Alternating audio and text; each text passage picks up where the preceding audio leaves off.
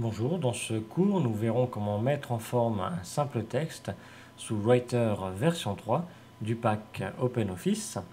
Les objectifs seront notamment les suivants: mettre un texte en gras, en italique, le souligner, augmenter sa taille, lui donner une couleur, centrer un texte, justifier un texte, mettre des tabulations et enfin enregistrer un document.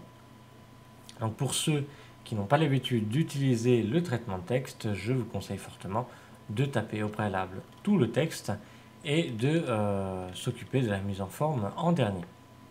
On va commencer par le titre, Dijon, son histoire. Donc vous pouvez voir au passage que ce document-là a été tiré du site Wikipédia, donc il me servira simplement de support d'exemple. Donc le titre, Dijon, son histoire, nous allons le mettre au centre, le centrer, le mettre en gras, lui augmenter sa taille et lui changer de sa couleur. Donc pour cela, on va déjà le sélectionner. Donc on place notre souris soit à la fin du texte, soit au début.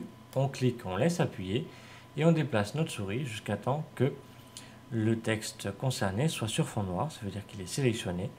On peut lâcher le clic et donc on va le centrer.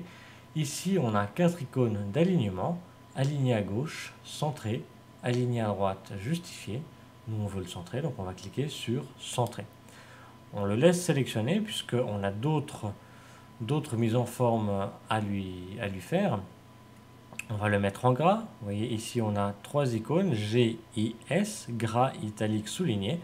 Alors, si vous êtes un peu perdu, si vous ne savez plus où est telle ou telle icône, vous placez la souris tout simplement dessus. Et en dessous, vous avez l'aide qui apparaît. Donc on va le mettre en gras. Et on va agrandir sa taille. Donc actuellement, elle est de 12. Et quand vous voyez donc un rectangle blanc avec un triangle, quand on clique sur le triangle, on a une liste déroulante qui apparaît. Et là, on va choisir donc la taille qu'on veut, admettons 18. Et puis, on va lui donner une couleur de texte. Alors ici, la couleur du texte, de la police, des caractères, donc, c'est ici. Si je clique sur le A directement, il va me mettre ce texte-là en noir, parce que c'est la couleur qui est juste au-dessus, juste en dessous du A.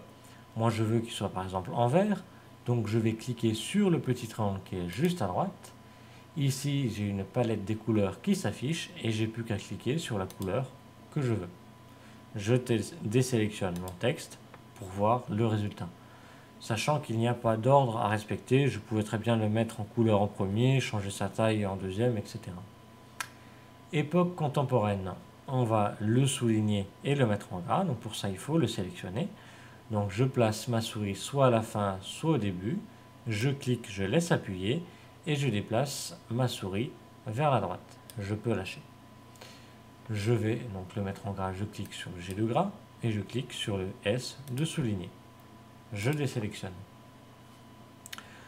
À chaque paragraphe, on va mettre un petit espace, chaque début de paragraphe, qui va s'appeler une tabulation. C'est-à-dire que c'est un espace qui est identique à chaque fois. Donc je place mon curseur juste avant le L de la révolution et je vais appuyer sur la touche tabulation qui se trouve juste à gauche de la lettre A du clavier et qui est symbolisée par 2 flèches qui vont dans le sens inverse chacune. J'appuie une fois dessus et vous voyez le texte se décale d'1 cm 25 à peu près vers la droite. Donc je vais faire pareil pour chaque paragraphe. Je place déjà mon curseur, un clic et une fois tabulation. Je place mon curseur, tabulation, etc. Plus d'informations, on va aussi faire une tabulation. Et plus d'informations sur, on va le mettre en gras. Donc je le sélectionne et je clique sur G de gras. Ici, on a une adresse internet. Et pour la mettre sur fond bleu et souligné, comme une adresse internet par défaut qu'on trouve sur internet, on va placer notre curseur à la fin et on va appuyer sur Entrée. Alors dans le cas où ça ne marche pas, comme ici, parce que j'avais déjà manipulé mon texte avant, on est obligé de le faire manuellement, c'est-à-dire sélectionner l'adresse, le mettre sur souligné et de lui changer sa couleur ici. Et on peut bien entendu le désélectionner. Ensuite, on a donc, vous allez me dire, on a fini, mais en fin de compte, non, puisqu'il reste encore une chose dans le corps du texte, l'alignement du corps du texte, c'est-à-dire qu'à gauche, donc on a la marge, ici, le texte tombe juste. Par contre, à droite, on a la marge également, mais vous voyez, le texte ne tombe pas juste, il zigzague. Donc pour ça, on va lui attribuer un mode d'alignement qui s'appelle justifier. Donc on va sélectionner ces 4 paragraphes. Donc pareil, soit je commence du début, soit de la fin, mais jamais du milieu. Je commence de la fin, par exemple, je clique, je laisse appuyer. Et tant que je laisse appuyer, je peux toujours augmenter ou réduire ma sélection. Donc je vais jusqu'au bout, je lâche et je vais cliquer sur l'alignement justifier ici. Un clic. Je désélectionne et je m'aperçois qu'il a rajouté quelques espaces par-ci par-là et que du coup maintenant le texte tombe juste aussi à droite. Pour enregistrer ce document-là, je vois en haut à gauche son nom 1, OpenOffice Writer, donc on a le nom du logiciel.